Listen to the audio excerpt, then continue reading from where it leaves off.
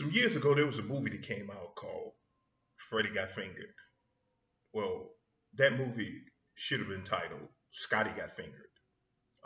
And Scottie Pippen should be suing whoever made that fucking movie for the rights to his life story because I knew before yesterday how far Reinsdorf's hand was up Pippen's ass in the 90s.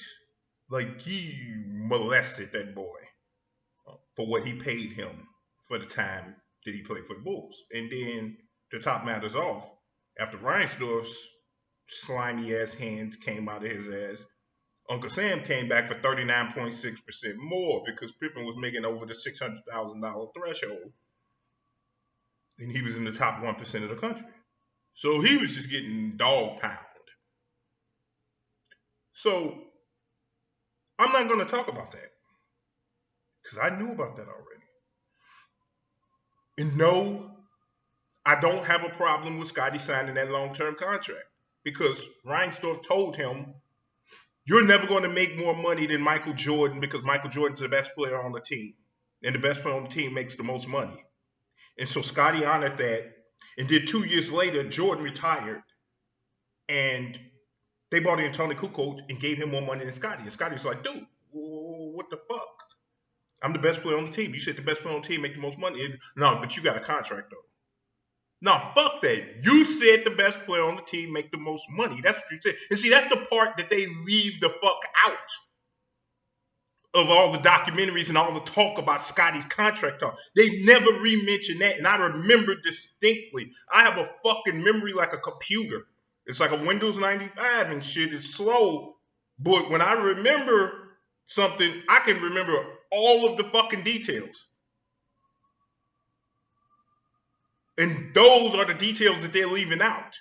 That's why Scotty signed the contract that he signed, because they said he would never make more money than Jordan. And Jordan was only making like $4 million a year. And Jordan's contract wasn't due up until the end of 95, the beginning of the 96 season. And Jordan retired. And then they say, man, Jordan came out and was like, dude, Scotty's being an ass. I'm only making $4 million. Yeah, you only making $4 million. You don't mind only making $4 million because you selling sugar water and calling it Gatorade. You selling tighty whities and shit and drawers that hug your nuts and Hanes. And people would buy anything from Jordan back then. Jordan could shit on a plate and put some A1 steak sauce on there, and they'd have been like, man, want to try?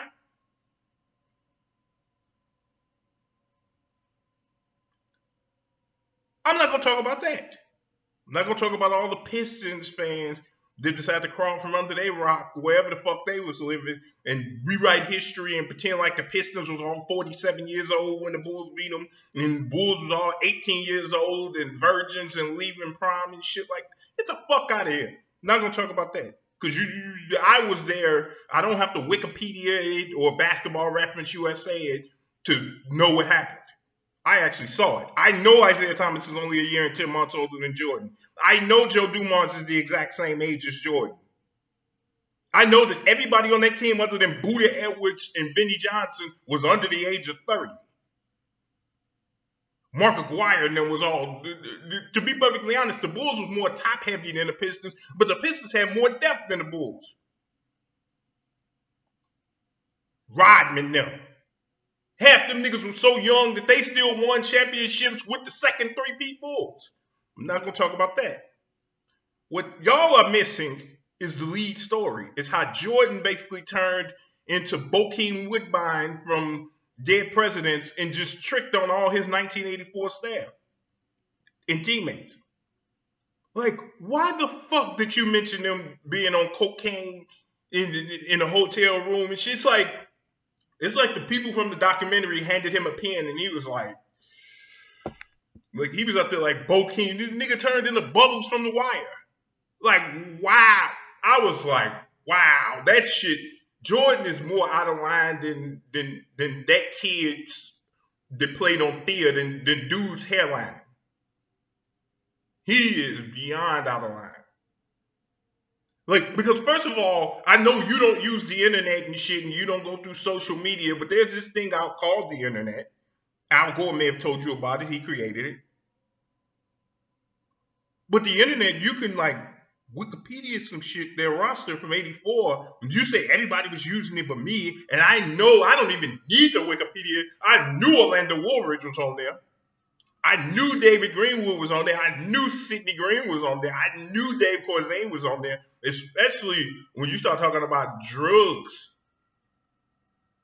Like, what the fuck, nigga? Those niggas was all like poster boys for fucking narc ABC narc specials back in the 80s and shit. Just don't say no. Stay in school. Like, but you just basically just tricked on everybody for nothing. I was like, wow, this nigga is out of order. He is beyond out of order. But you got Jordan Dick Slurpers who gonna justify anything he does because he won some championships for the Bulls. But I'm not, because that was on the line.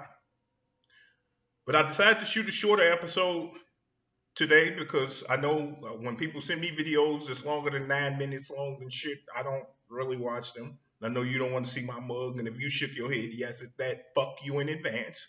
But go fucking hit like, comment, and subscribe.